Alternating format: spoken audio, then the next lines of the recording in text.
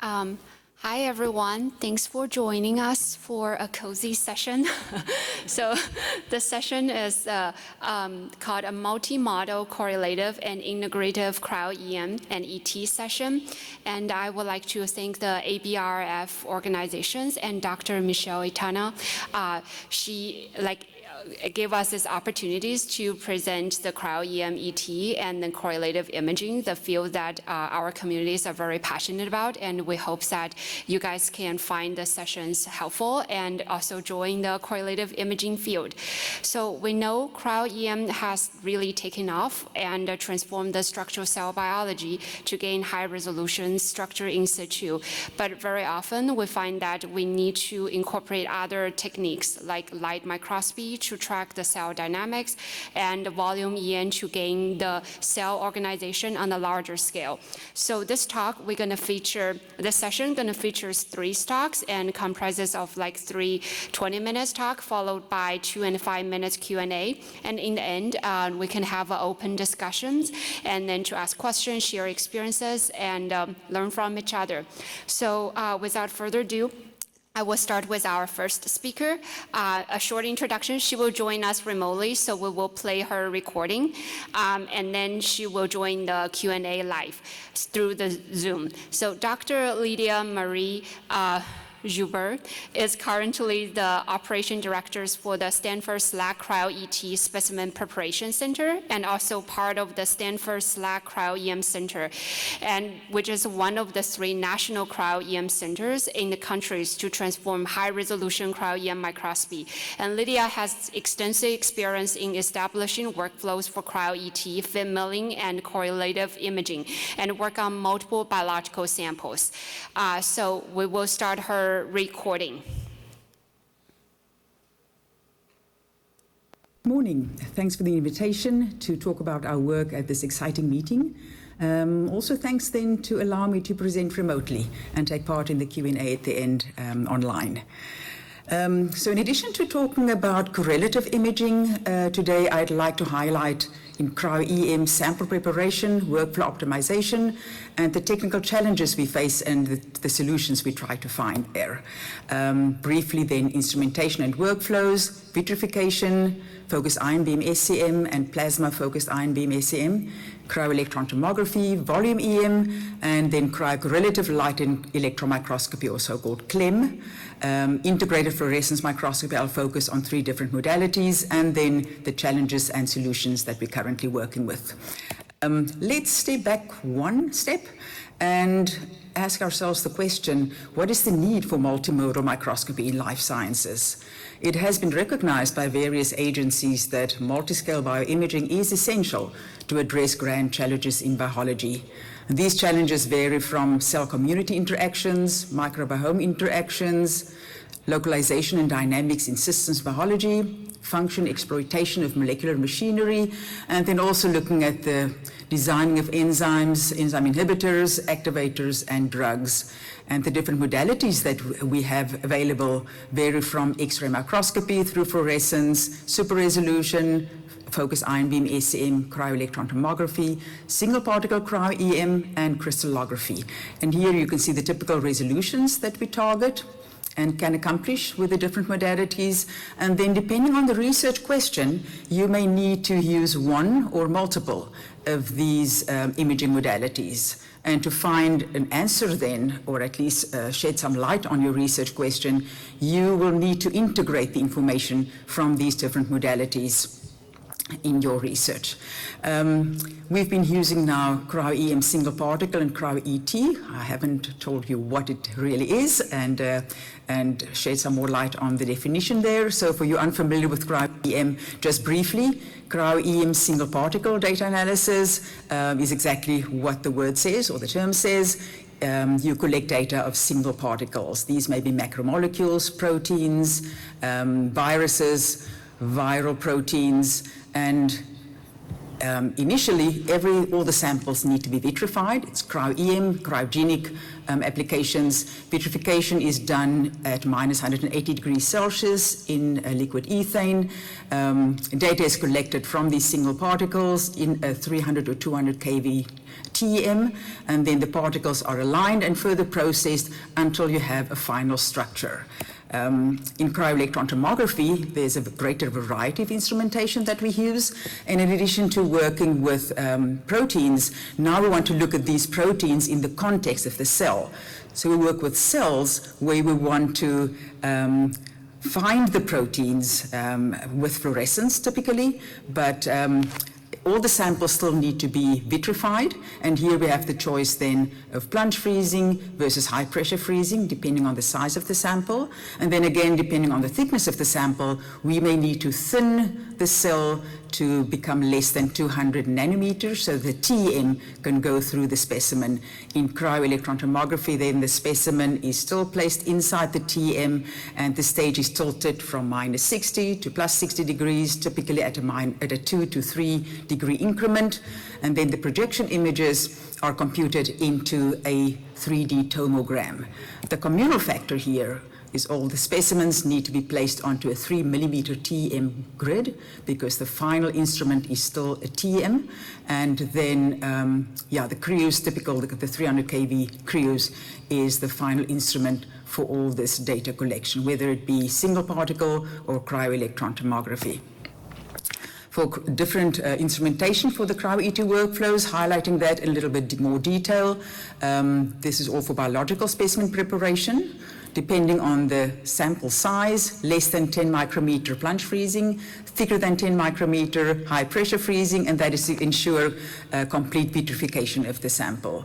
Before vitrifying, you can use micropatterning of the grid, so you confine your cells to certain areas of the TEM grid. You can inspect your sample with light fluorescence imaging to look at your cell culture, and if you work with tissue, tissue slices, you can then also use a vibrotome to say use biopsy or autopsy samples, or if you work with plant samples, anything larger or big enough to be sliced can then be used in a vibrotome and then high pressure frozen. From freezing, the specimen can go directly into the TEM depending on the specimen size. You can again then go into the cryofluorescence microscope. That can be a confocal with the cryo stage. Secret here, the main or the only specification here is restriction is that you will need to keep your sample vitrified. The sample can never go back to room temperature after it's been vitrified. You're looking out always for complete vitrification and as little as possible ice contamination. And then with every transfer of a sample, you run the risk of both devitrifying and causing ice contamination. So it's a multi-step workflow. Every step has its own challenges and restrictions, but yeah, that is typically what we do in cryo-ET. The cryo-ultramicrotome here has become less popular due to artifacts that's introduced, compression artifacts on the slices, and currently thin slices are created mostly with a cryo-focused ion beam SEM, although there is a new interest in the cryo-ultramicrotome also. Vitrification, plunge freezing, that was the original freezing method. Joubert, 2017 Nobel Prize in Chemistry, you may remember the name. So that is plunge freezing the specimen into liquid ethane. Of course, now we work with robotic freezers. A couple of decades ago, everything was just manually blotted and frozen. And then on the high pressure freezing side, the workflow has become surprisingly easy because the instrument has become more user-friendly. And then here we place the specimen inside a so-called planchette, the sample holder, and based on the geometry of the sample holder, you can then go up to a specimen of, say, 600 micrometers. Complete vitrification is more ideal at 300 micrometers, and if you work with vibrotome slices, you aim to stay below 100 micrometers just to have less tissue to mill through when you do your lamellar milling or your volume EM data collection. Then these instruments are mostly applicable to single particle data collection, but just a brief introduction to the chameleon and the vitrijet. Both of them are very novel instruments, and the entire workflow is integrated inside the instrument. Your grids are picked up by robotic arms. Glow discharging is done by a robot. The grid is placed inside a box in liquid nitrogen by a robot. And in the case of the chameleon, you also have self-wicking grids, which means that you don't need to use filter paper to blot your specimen. The vitrijet has been experimented more with cells also, smaller cells, bacteria, maybe vesicles. This is still very much a work in progress. The biggest advantage here is that very small quantities of sample is needed in both instruments, picoliter volumes. And of course, that is not applicable to our cells, because cells are always more than a couple of picoliters in size. Then the next topic, the cryo-volume EM. Here we're looking at 3D EM. People in room temperature, conventional electron microscopy may be familiar with serial block phase SEM, FIB-SEM for room temperature, and then also array tomography. These were the three applications that people became accustomed to maybe 2 decades ago. The development was at its highlight. And now we're moving volume EM also into cryogenic conditions. Again here, plunge freezing or high pressure freezing, but now instead of going to the FIB-SEM to mill a thin lamella to place into the TEM, the specimen stays inside the SM, and then you use the ion beam to mill away a 10 or 20 nanometer slice, image your block face, so-called block face, mill away another 10 or 20 nanometers, image the block face, and then the stack of images are reconstructed into a 3D volume that can then be annotated and segmented, and you can see your 3D structure. Looking at the focused ion beam architecture, here we have both the SEM view and the focused ion beam view at the same time. So you have your electron beam coming from the top, typical for an SEM, and your gallium ion beam from the side. And these two are at a 52 degree angle.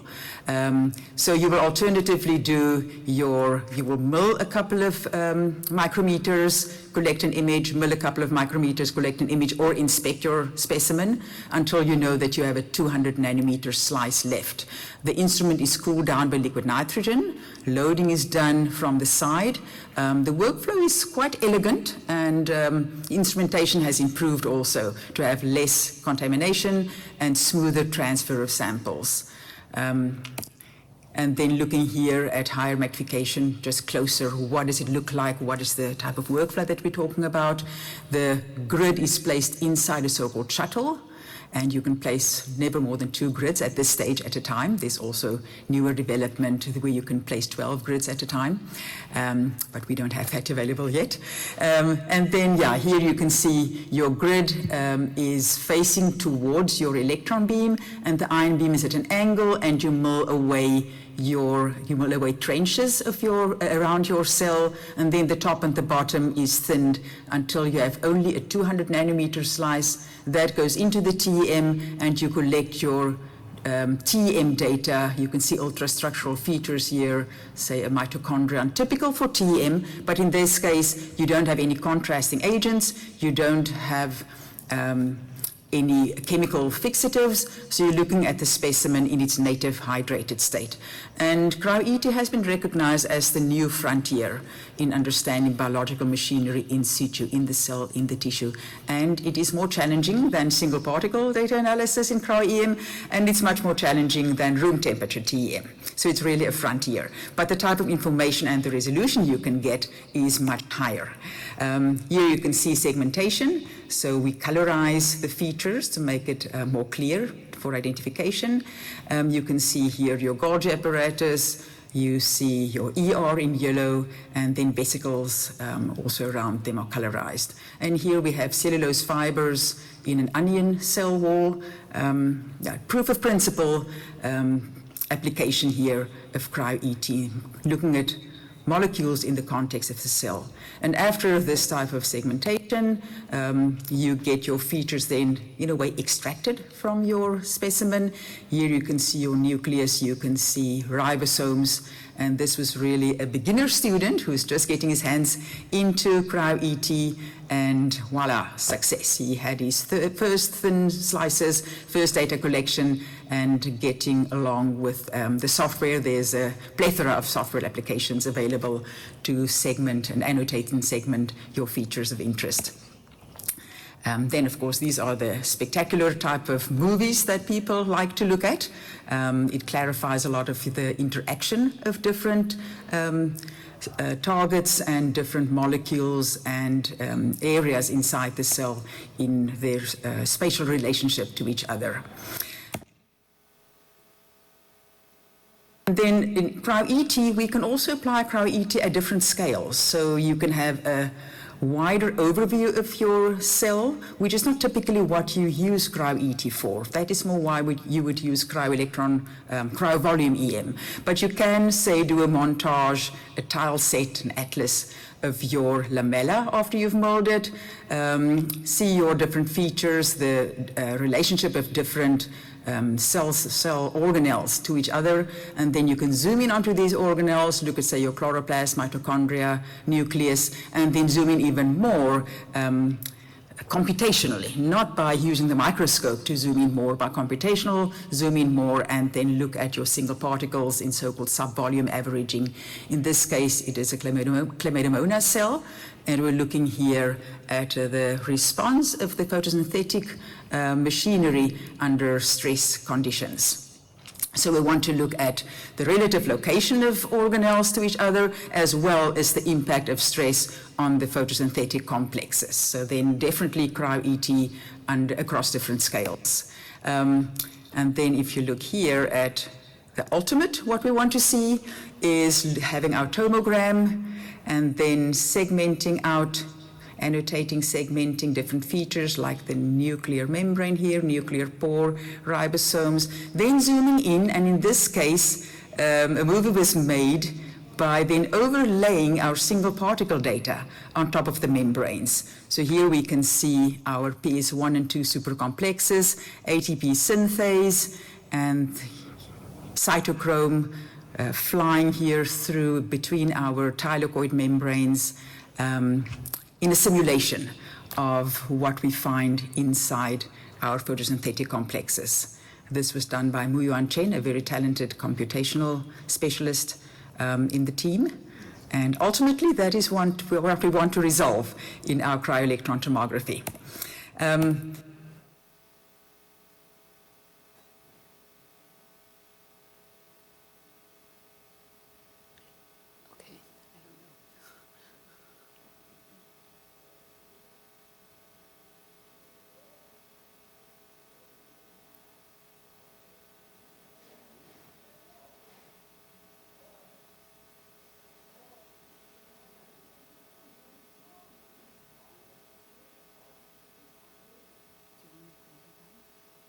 I think he's trying to fix it.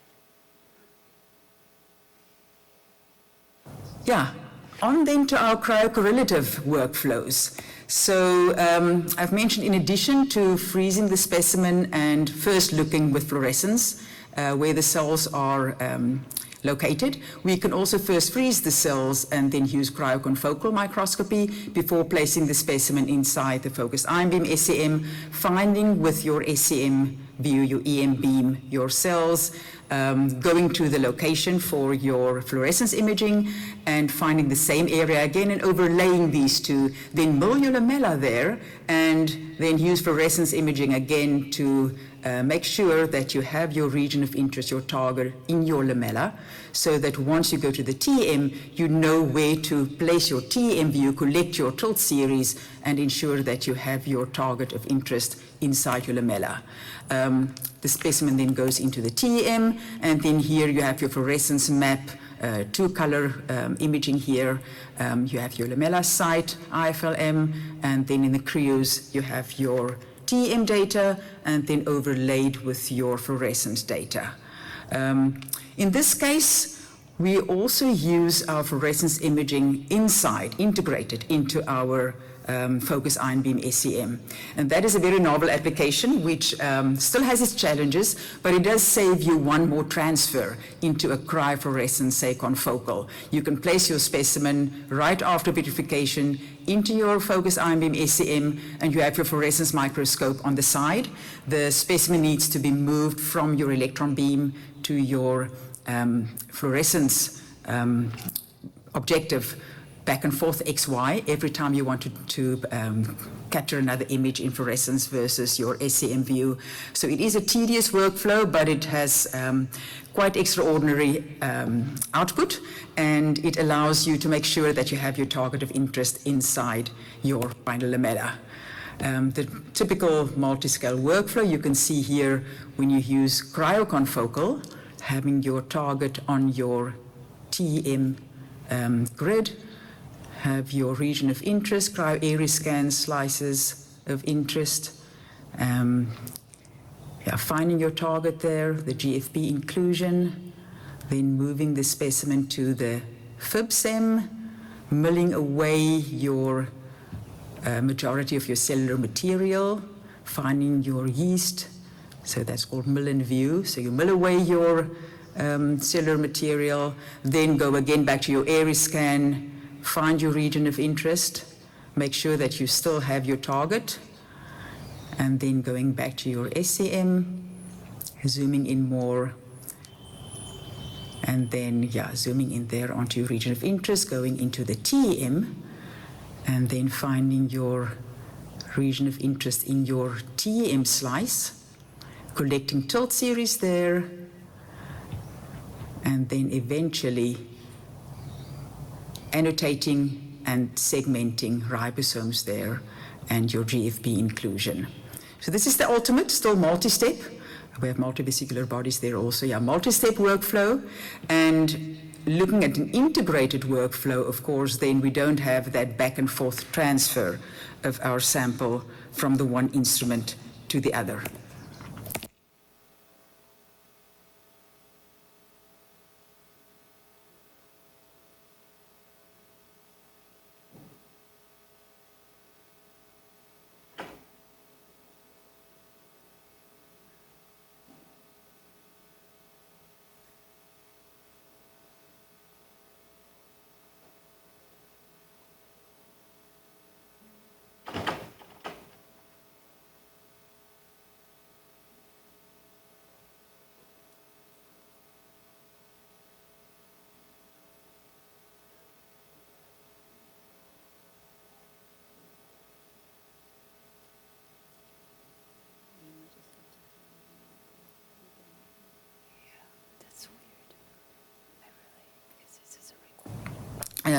Looking here at the different types of instruments that we have for correlative imaging, the so-called IFLM, Integrative Fluorescence Microscope of Thermo Fisher, and the Meteor of Delmic have a similar workflow in the sense that you always have to move your stage, where your grid is, from the fluorescence position to your EM FIB position.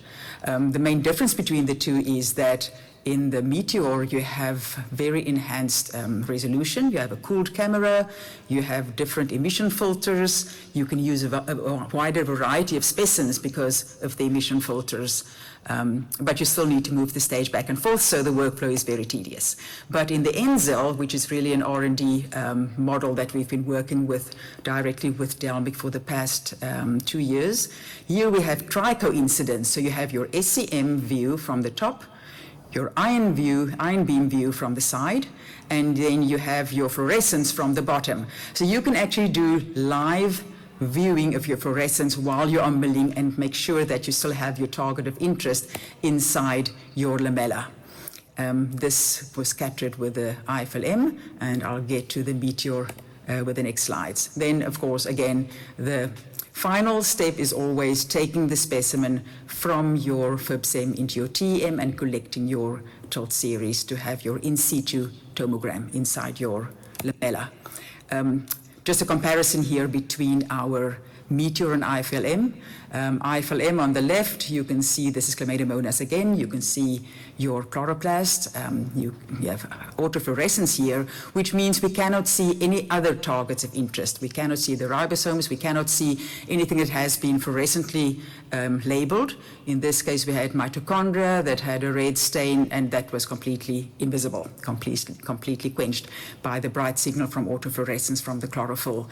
Once we go to our meteor, in this case, we have both higher resolution. You have also a higher resolution objective, 50x and 100x, and then a cooled camera and emission filters. So here we can, it's exactly the same sample, the same grid that we used. So here we could easily see our fluorescence from our mitochondria in addition to our chloroplast.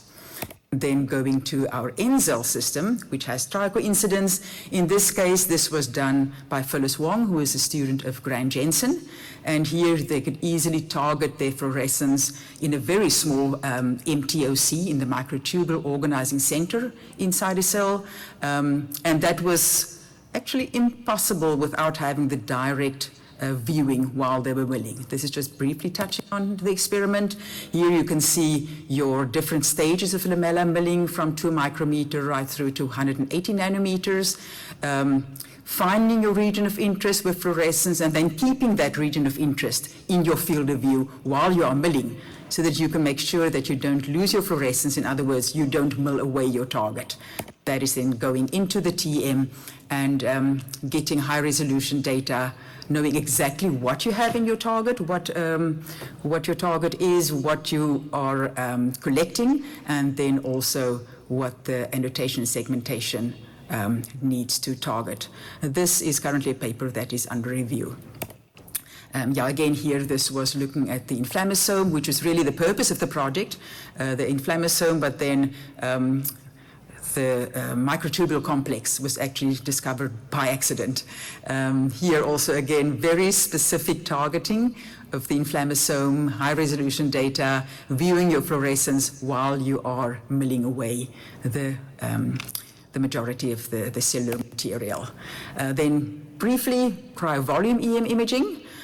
We've looked at previously also then the cryo-ET workflow versus our cryo-volume EM workflow. Here we don't go into the cryos, we don't collect tilt series. It's much lower resolution data, but we get a 3D stack of data, and you can have a very wide overview. You can have a 50 micrometer view of your specimen, for instance, and collect images of your data. In this case, the Aquilos, which is typically the instrument we use for lamellar milling, is not ideal because of the objective of the optics of the column and the design of the instrument. So here the plasma focus ion beam is becoming more valuable. And then also with the PFIB, the plasma FIB, one can much more aggressively mill your specimen into the specimen without devitrifying the sample.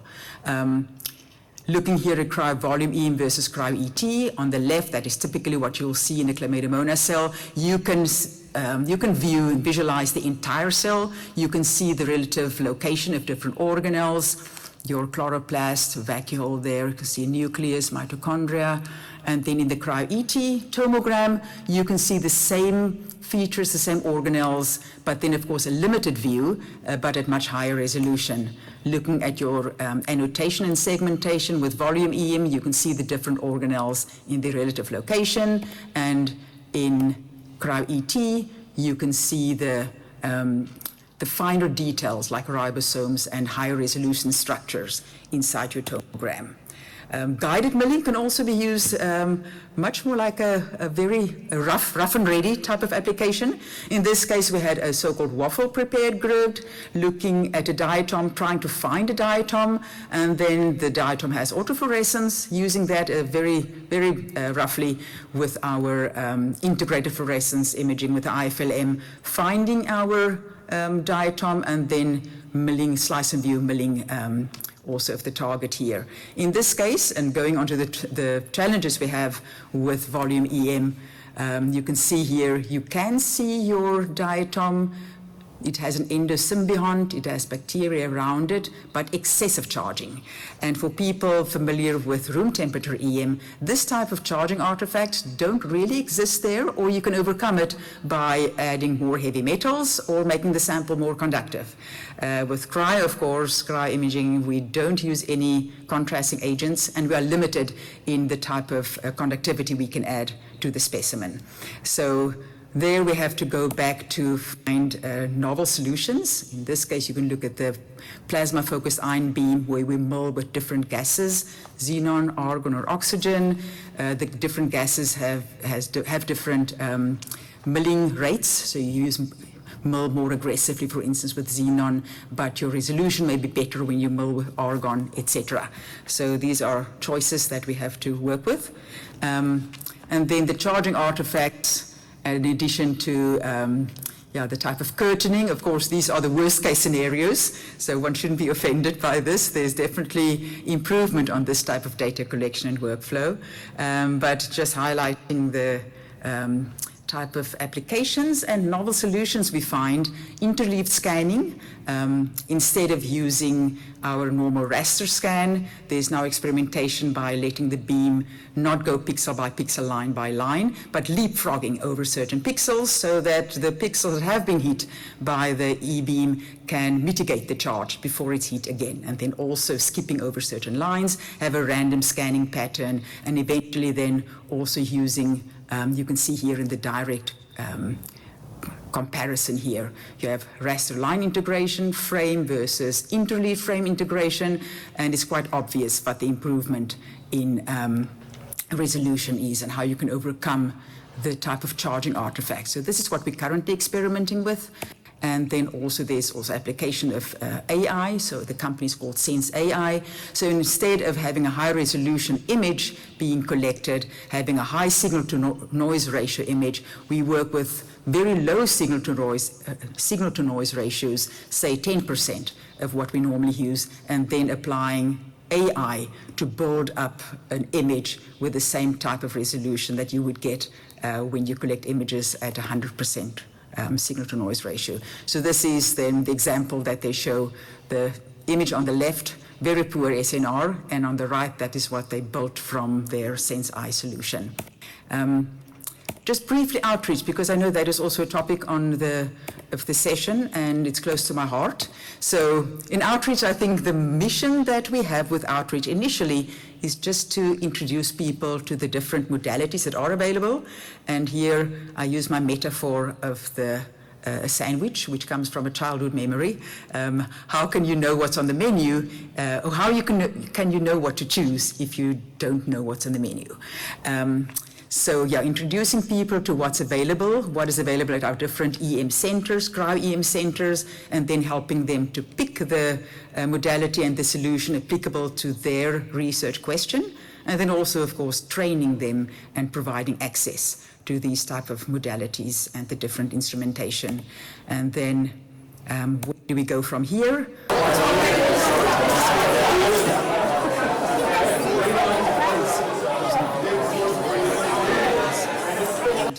Yeah, it's clear that we need faster, higher, stronger, a wider community. And then still, what is the use of having sharp images if you have fuzzy ideas? The importance of having a well-defined research question before we go into applying randomly smart tools, high-resolution tools, high-cost tools. Very often, it's still possible to solve your questions with instrumentation where you don't need the highest resolution, but just the best combination of different technologies. And from there, thanks a lot. Thanks to all my collaborators, funding agencies, and to the audience. Thanks so much. Good morning. Thanks for the invitation to talk about our work at this exciting meeting. Also, thanks. So we have time for one quick questions, but if you have more questions, we have a Q&A in the end as well. Okay, we will leave it for the end Q&A. Just think about the question you may have for Lydia.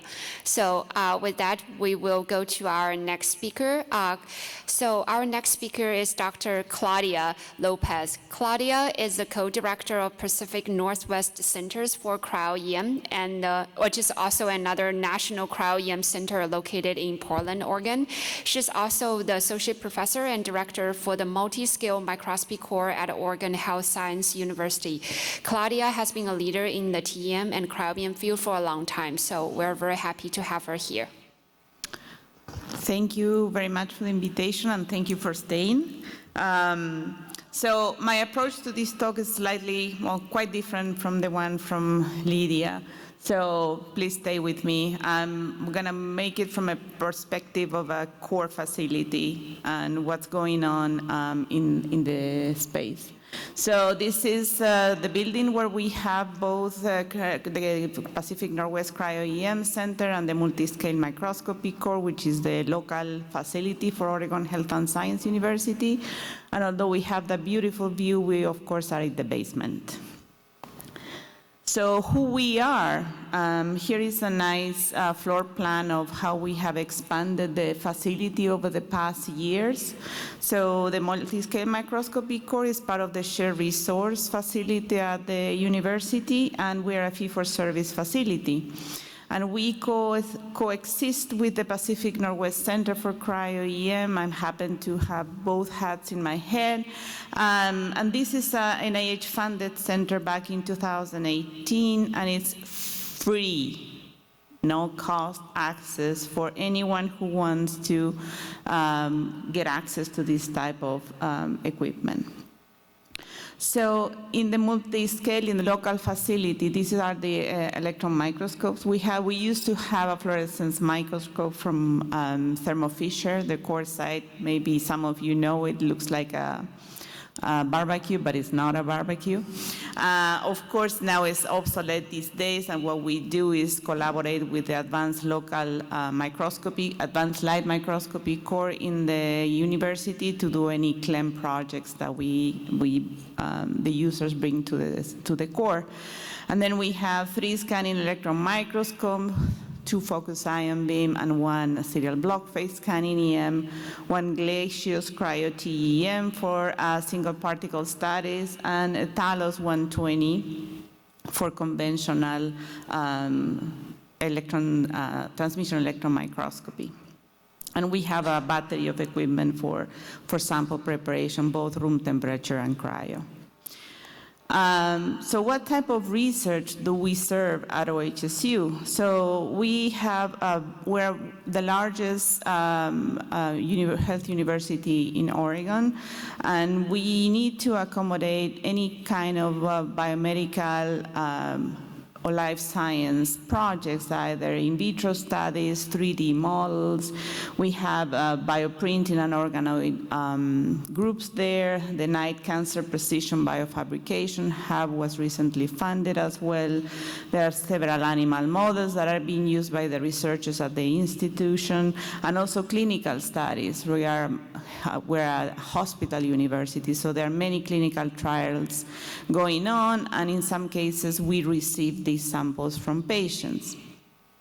So we have to be able to receive all these samples, develop protocols, and provide the results for the research community. Now let's go back in history. 10 years ago, in 2015, we started a collaboration with FEI, now it's Thermo Fisher, to develop a CLEM workflow, a correlative light and electron microscopy workflow, and that was when we got the core site, the fluorescence microscope. So the idea was to develop the workflow for 3D electron microscopy, do the sample optimization for fluorescence imaging, trying to map the same region of interest in the focus ion beam, process the sample for focus ion beam, collect data, and at the end, of course, do the overlay. And we did it, so we're very proud of it. We published a paper back in 2017. We were some of the first users utilizing a specific software that they were developing called MAPS. And MAPS was a key element in the developing of this workflow. Now, they also were in collaboration with a company, with EBD, developing these correlative light and EM dishes in which you can basically do tissue culture. And then, I don't know if you can see it, but these tissue culture slides, they have wells with numbers and letters to make it easy for you to find the exact same region of interest back on the SEM after sample preparation. So we developed the workflow, and the idea was to do for FIB-SEM, and it's also applicable for serial block phase scanning EM. And again, this is room temperature electron microscopy. So this is an example of what MAPS used to look. For those who are electron microscopists, we know that MAPS is gray these days. It used to be red. The user interface was much simpler. Now it's more complex, has more versatile, and has way more features than when we started over 10 years ago. But the idea is that this software was running both the fluorescence microscope and the scanning electron microscope, so you were able to go to precise localization of your region of interest for the 3D imaging after you process the sample. This is just, let's see. Oop. Yeah, it's not doing it. Okay. Ooh, a lot of things are missing. Yeah. I have many things missing in my presentation. I guess when I uploaded, I'm sorry, it didn't come up as, this was supposed to be a movie, but you cannot see it. This was supposed to show you all the different successes that we have with correlative light and EM. I'm very sorry, I'm happy to provide everything by email. We actually work with, let's see if I do this, yeah, no.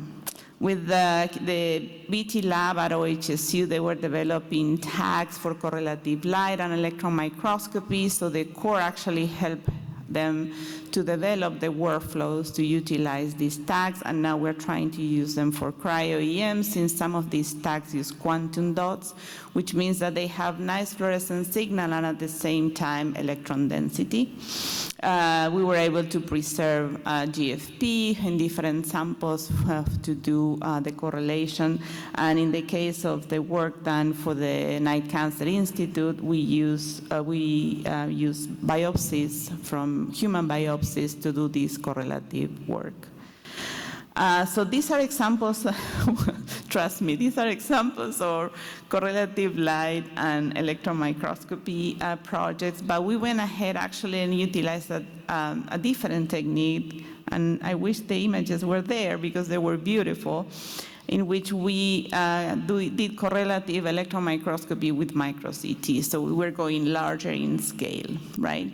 Micro-CT, it's at a millimeter scale, and we were able to correlate it with focused ion beam and with serial block scanning electron microscopy. And the beauty of this type of volumetric techniques is that you can quantify the data.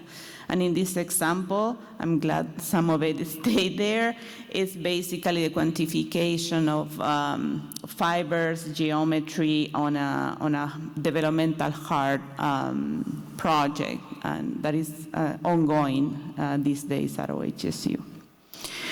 So why I'm showing all of you this? Because this is actually a sentence from one of the JBT's articles, and I'm going to read it because I think it's very important for all of us that are in a shared resource. Shared microscopy resources are evolving from providing access to and training on complex imaging instruments to developing detailed innovative protocols and experimental strategies, including sample preparation techniques, staining, complex imaging parameters, and high-level image analysis. So the previous projects that I show you, were all in collaboration with core people. So they were all authors on these projects, and I think that is very important to show. Now, why I'm showing all this room temperature if we are talking about cryo? Because of this. when you look at room temperature capabilities versus cryo-EM, you have to think about the volume that you are going to be analyzing. So room temperature can get you to really large areas, very large volumes. Instead of by cryo-EM, you can use, you need to have small areas, right? Especially if you're doing cryo-electron tomography on a lamella. Lydia gave us a nice presentation, and these are usually typically between 180 to 200 nanometers thickness. So that's all the volume that you can collect. Now, this is meant for high resolution. Yes, that is correct. But it's always good to still think about complementary techniques. This particular symposium, it's about complementary techniques, right? Going from room temperature to cryo is always nice because you can have a larger view of your specimen, and then a higher resolution. You can even have not only ultrastructural information, but at this point you can have structural analysis of proteins that are in vivo in your in situ in your samples. So this is something to think about. And why I'm showing this is because, as I said, in 2018 we opened the Pacific Northwest Cryo-EM Center. This was an NIH-funded center. Right now we have 4 Titan Cryoses, 1 Talos Arctica, a Glacios, and a series of equipment for sample preparation. And this center was funded to do exclusively single particle analysis, so structural biology. And the idea was to serve the community, train new scientists, new microscopists, show them how to operate the equipment, how to prep their samples, how to identify if their samples had high quality for structural analysis. And also we have internships. That means that if someone is planning to buy a cryo-EM at their facility, but they don't know how to operate it, they can come and do an internship with us and get all the training that they need at no cost for the users. So these are some of the numbers since 2018, and this is a year-old slide. But you can appreciate how we grow and how many users are using the center. So we have over 1,000 unique users among 139 institutions. And up to last month, we collected over 20 million movies from all the projects that we receive at the center. So all these facilities are extremely important for the investigators because not only get them access to high-end instrumentation, but they also get trained and understand how to prep the sample in the best way for their projects to be successful. So these are just some of the examples. Again, we're a single particle structural biology center. So these are examples of all the proteins that have gone through the facility, and we actually made a banner of this and hang it on one of our cryoses.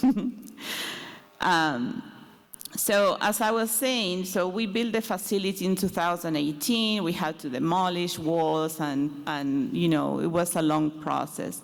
And then we opened our house in 2019, hired people, trained new microscopists. We did a lot of data collection and on-the-fly data analysis for single particle. We developed workshops, training videos. Anyone can go to that link, the cryo-emcenters.org, and merit badges, and you can find SOPs for the entire cryo-EM workflow, from how to use a VitroBot or like a GP2 if that's what you have, how to screen your sample, everything. And this is free access. Anybody from any core can go and download whatever they need to train their users. And of course, I miss here to add COVID, but we learned how to operate these microscopes remotely, and we have a lot of our independent users remoting into our microscopes from the other coast, or we have several international groups as well. So, but eventually, this is what happened to us, right? the cryo-ET, cryo-electron tomography, to do single particle analysis came, and that was basically driven by the community, right? Pushing the limits of the technology, trying to do in-situ structural biology, and we were like, okay, we are just a single particle center, what are we going to do? So what we did was train our team and then upgrade the software that it was needed. So this is a cryo-EM workflow, and in most of the centers, the cryo-ET centers, they utilize the MAP software. Remember the one that I showed you 10 years ago? Well, that MAP software that now you can correlate on your focus ion beam or on your plasma FIB, and then on the TEM, because there is also a TEM version, MAP's TEM version. It's much different to what we had originally. It's much more versatile, and as I said, and you can do a lot of automated functions from it. But it's obviously how important this type of collaborations with industry, with the cores, are to be able to develop all these new techniques. Now, at the cryo-EM center, what we can do is just help users at the last portion of the workflow, because we are not a cryo-ET center, we are not prepared to do cryo-FIB-milling, right?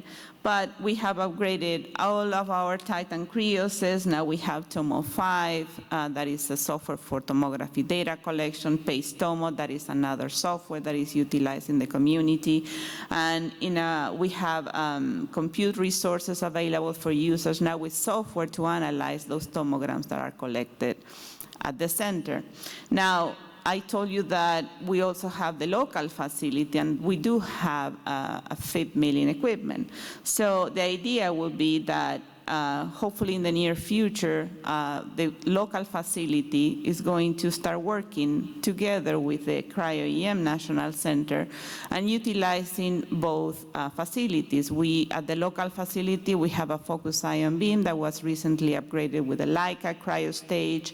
We also have an EDS detector that can do elemental analysis under cryogenic conditions. So ideally, this workflow in the future is going to start working well, and those walls that we have between the local facility and the national facility will fall, and then we'll have a much nicer interaction.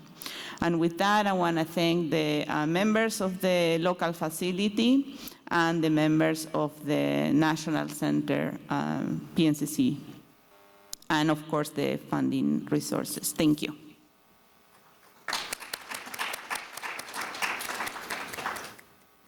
Any questions?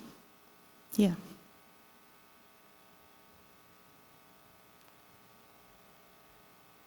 Nice presentation, Claudia. Thank you, Chris. My question really is related to both topics, and that is, how do you staff that complex workflow? Do you envisage that an individual can take it from the beginning all the way through to data processing into 3D and submitting to PDB, or do you sort of silo different pieces? You have like correlative or the fluorescence part, and then it's handed over to someone else. What's the thinking about the workflow? So what is happening, I can tell you what is happening these days and what we are hoping to happen in the future, right? So these days, right now we cannot do the cryo-FIB-milling. We have just upgraded that equipment, right? So the idea would be, the users, what they are is just they're shipping their lamellas, right, to us. And what we do is, with the help of the software, we can relocate the areas of interest and then collect the tomogram. So we are at the end of it, right? Once we can start providing the users the cryo-FIB-milling, then, we make that workflow even bigger for the users.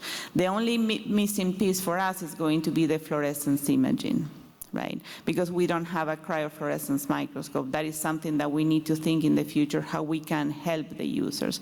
But this was because, I mean, originally we were not a cryo-ET center, but we see the need from the community. So we're trying to see, okay, the cryo-ET centers are, I think, overwhelmed with the amount of work they have. Usually when you have a project coming in for cryo-ET, they can take up to 5 days on a cryos.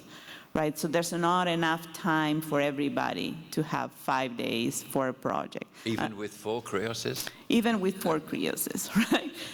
You know, and the other thing to consider is that electron tomography is really harsh on the equipment, right? You have your stage tilting all day long, back and forth. The chances that it's going to break, they're higher, right? So you have to consider that too. And in our case, we still have to provide the service to the single particle community. So we're trying to help the cryo-ET centers, help the community at certain capacity. At the local facility, we can do high pressure freezing, we can do you know, that if it's needed, and the fabrication of the lamella. The only missing piece right now is going to be the fluorescence. But I don't ask me in a year or 2 or 3.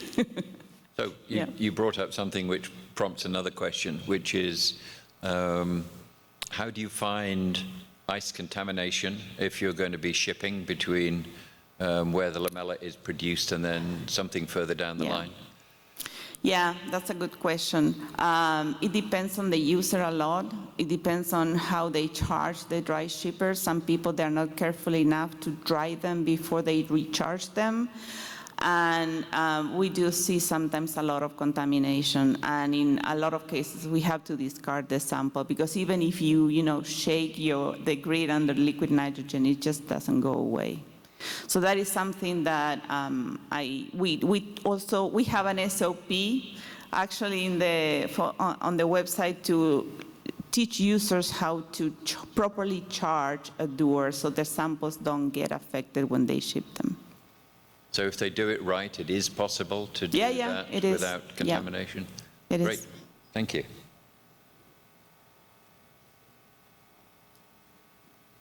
One more and that's it. So Andy Ott from Northwestern. I have a question. When you're mixing between the national resource and the local resource, what's the financial model for that? That's a good question. So we have authorization from NIH to pay for the local facility user fees. We actually, when we used to have only one Arctica on the National Center, and when that system is under service, we utilize the glaciers that belong to the local facility as a fee-for-service facility, right?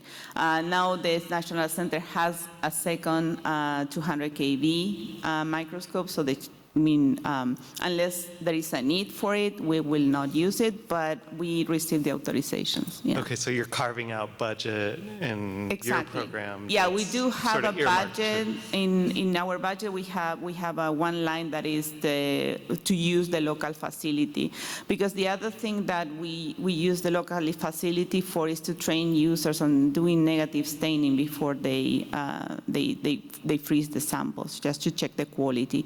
So they come to us for our sample prep workshops, and some of them don't even know how to do negative staining. So we train them, and then we use the TEM from the local facility to show them how to analyze, how to observe their sample by negative staining and see if they have a good quality of protein.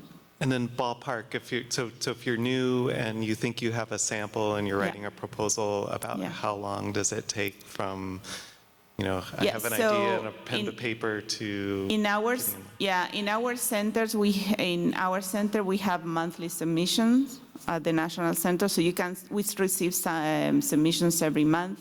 It takes usually 2 months to get it approved. It's externally reviewed. We don't do the approval. There is the community review the projects, then they get approved. And if you go to a regular, like if you have experience in cryo-EM, you just go to a general access that give you 2 years of access to these electron microscopes.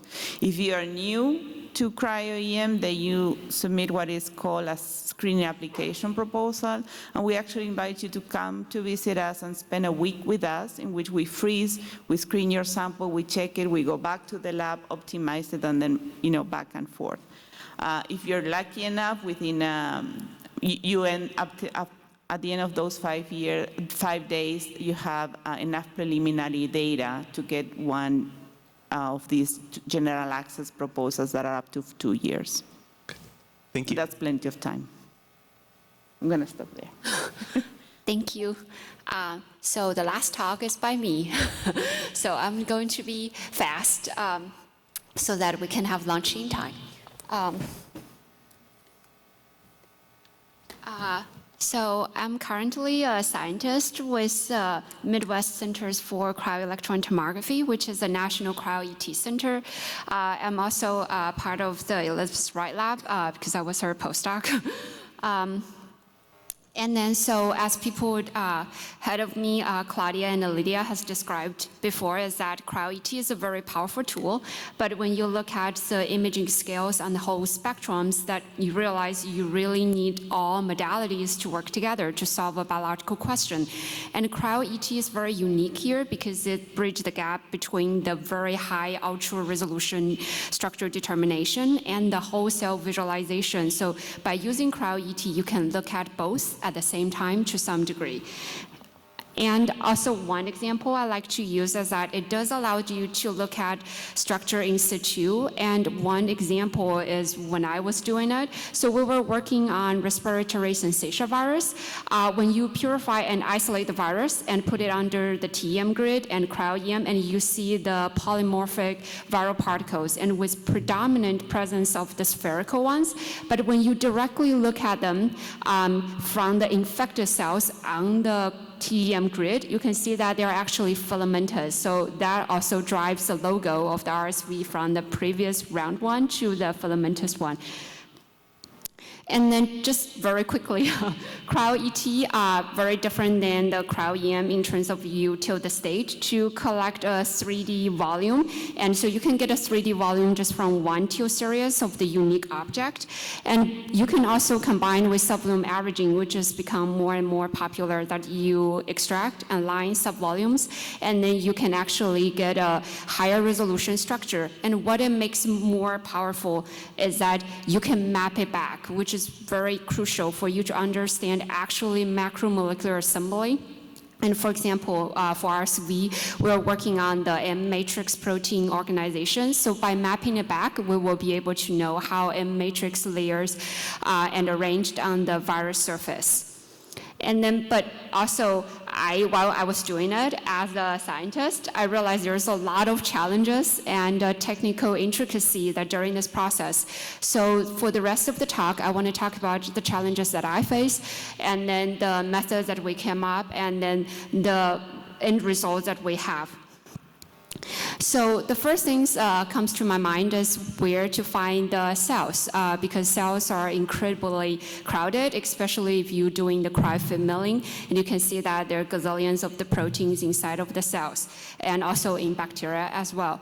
So cell targeting is very important. So we're going to talk about, this is a cryo-CLEM session, so we're going to talk about the FIB-guided cryo-ET in 2D and 3D, and the strategies and biological application first. So correlation just very quickly, and it means that you have multiple modalities and you have the same object moving through different modalities, and you are trying to correlate them to understand what does this one look like under different modality and move to the last one.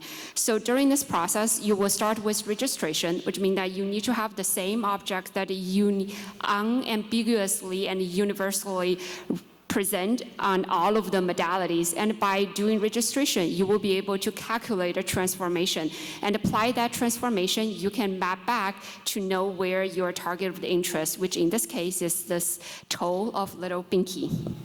And then in real life is that you have correlation, starts with your grid mosaic, as previous speakers have shown that you do 2 rounds of correlation. On the RAF level, you know which cells are infected, like I was looking at RSV. And then the next step is finer correlation. You move to the square and you do the correlation again. And then you will want to know exactly what viral particles you are looking at.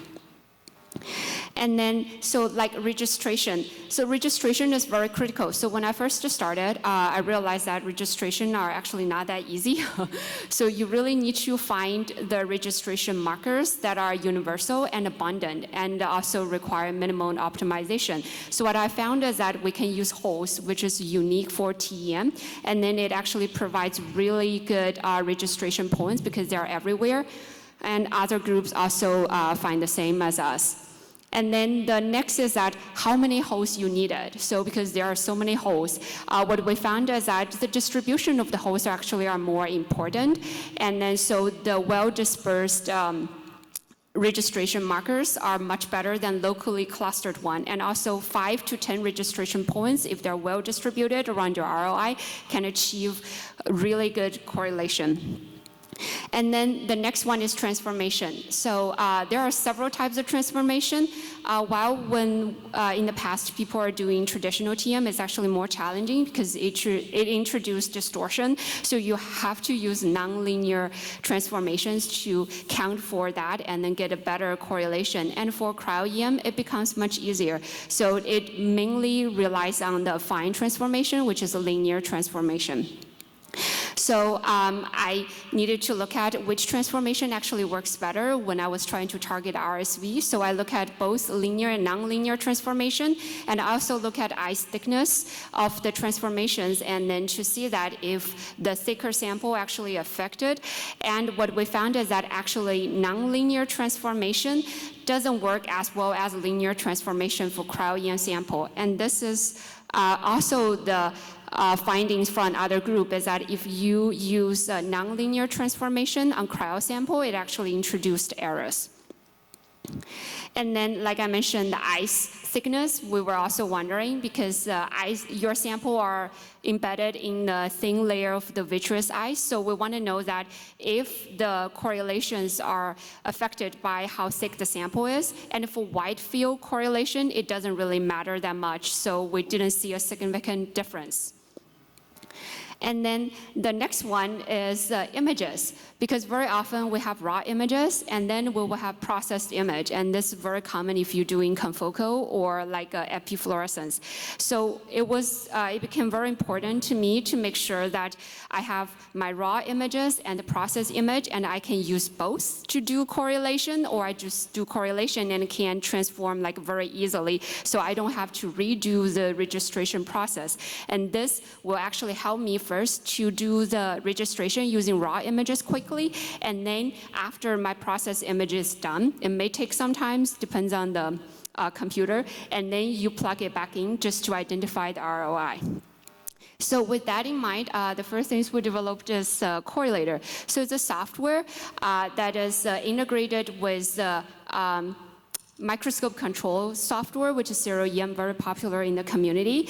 And then what it does is that it interface with cryo-EM and preserve and takes the stage calibrations and matrix from the live microscope session, and then has its own independent registration and transformation algorithm that implemented in Correlator, and then do the correlation and then plug it back in, and taking advantage of cryo-EM's batch acquisition in cryo-ET. So this workflow really allows us to do a very accurate on-the-fly TEM correlation. And then, as I mentioned, like we compared Correlator with others, and we found that it works pretty well. And then the whole registration, we also tested. It works very well for on-the-fly targeting as well. And it also allows me to swap between images, which is very handy. And then the last one is, while I was doing this, I also realized that we very often have different imaging modalities, which means that you may actually using fluorescent image at the different stages of your sample preparation, even before freezing. So it became very important for us to make sure that you can take images from any modalities, and as long as it has this TIFF, has a pixel size, you can take it. Even doesn't have a pixel size, as long as it has pixels, you can take it. And then the final one is that, so when I was doing it, I did all of that in MATLAB. It was really great, but the question comes is that it's very challenging to install MATLAB in Microscope PC or support PC because it's a Windows, and then also not a lot of places allowed you to do that. So we really want to make sure that we can use it very user-friendly. So I collaborated with Matt, and then we developed a correlator. It has a very nice GUI, and then so you can do everything, just click a button. And then how about 3D? So 3D is a little bit more complicated because it does involve FIB-milling, as we mentioned before, and blind milling is very risky because you blinded away what you want to look at. So current approaches, as Claudia and Lydia mentioned, that you can do external or internal. And then so 3D CLEM, it's a little bit challenging because so you actually have two sources of images. One is a 3D image stack from your FLIM, and one is a 2D image. It looks like 3D, but it's actually a 2D. So you are not doing the traditional 3D to 3D rigid body transformation. You are doing a 3D to 2D pseudo 3D transformation. So there are several ways to do it.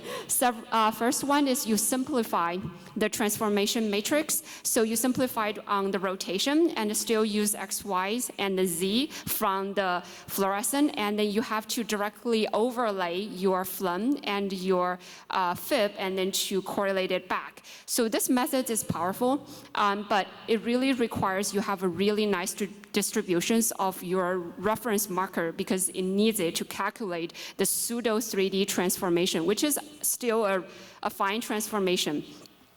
And then the next one is that you can use the markers on your cells while you are doing the FIB-milling, and because some cells, like they have lipid droplets or they have mitochondria, you can see it pretty well. So you can use it to mill and view and see the different plane and then know if you are still in the plane of your interest.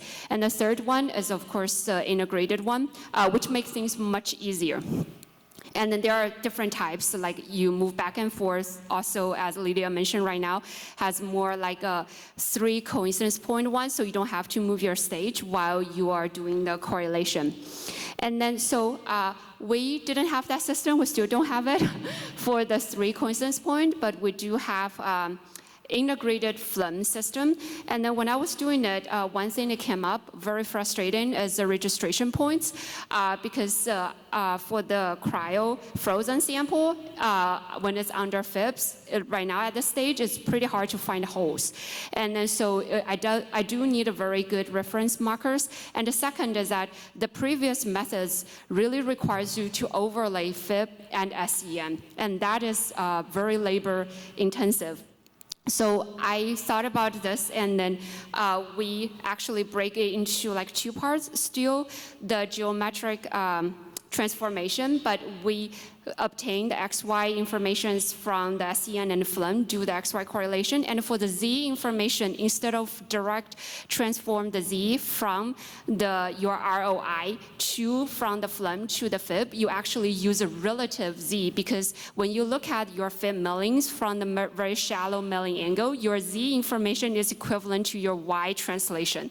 So if you know your Y for your marker, which you should know, and then you can just add on that difference for your ROI, then that will help you to do the milling box pattern. And then that also gives us opportunities to explore other milling pattern, like other markers opportunity, for example, the milling pattern, because then you just need a corner. And then I did test it, but it does need to keep in mind is that the reflection channel and the fluorescent channel has a shifts. So if you wanted to make sure that it's absolutely no shifts at all, I would still recommend to use the same channel. And then during this process, I thought it would work beautifully, but half of the lamella actually lost the targets. And then so I wasn't sure why. So I wanted to actually look at if the lamella is moving. So actually the lamella is moving. So I collected a series of the frames per second. And then I both the SEMU and the FIB-view to know the movement of XYZ, and you can see that it's actually moving in both X, Y, and Z. And then so which means that you need to refine the position at some step, and then I wanted to know like which step I actually need to go back and redo alignment, because it would be impractical to go back to do it every single time. And then I found out that during the milling process at end of your rough milling, which is around the lamella thickness of 800 nanometers, it's good to pause and then refine your target. And then this development is also done together with the thermal fissures, because we have in their system.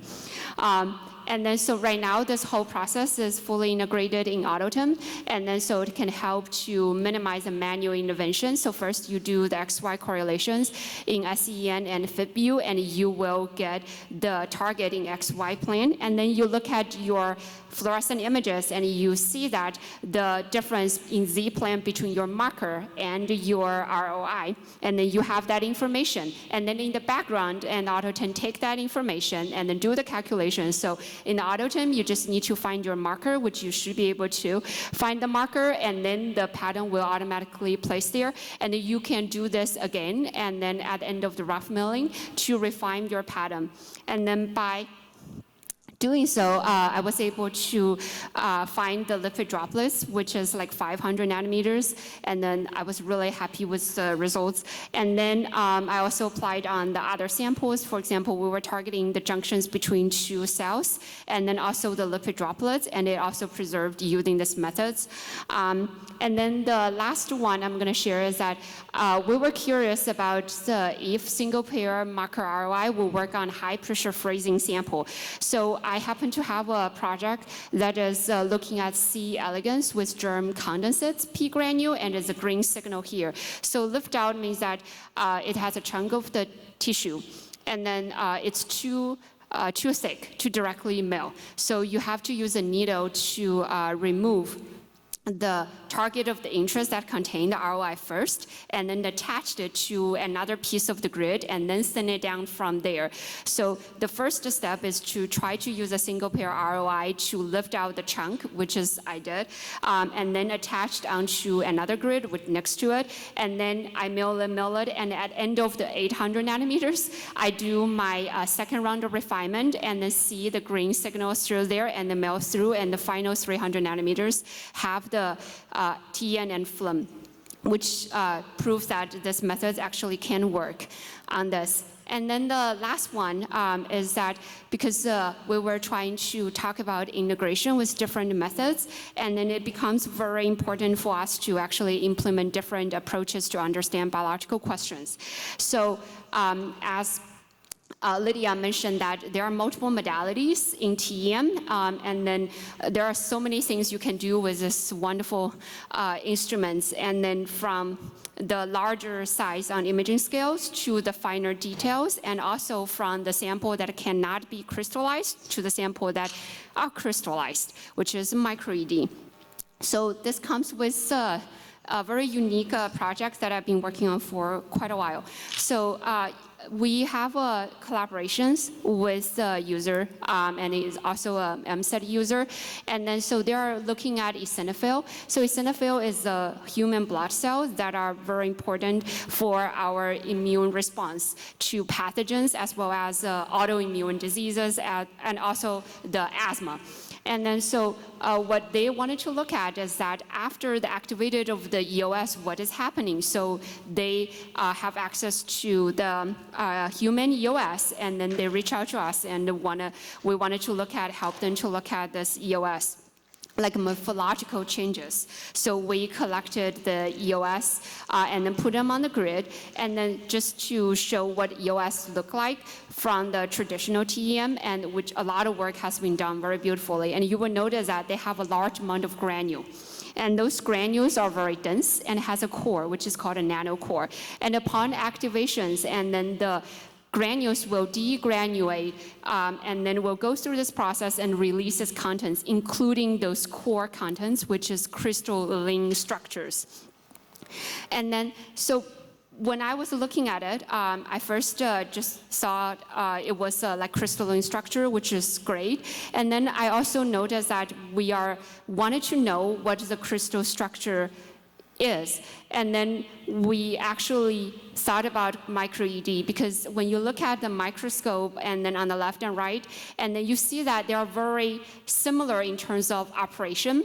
So they both use flux beam, and then they're both tilting the stage, and then it's just one collecting the images on the imaging plane and one collecting the images on the diffraction plane. So ideally, you can actually use both of them on the same sample, because micro-ED requires very low dose.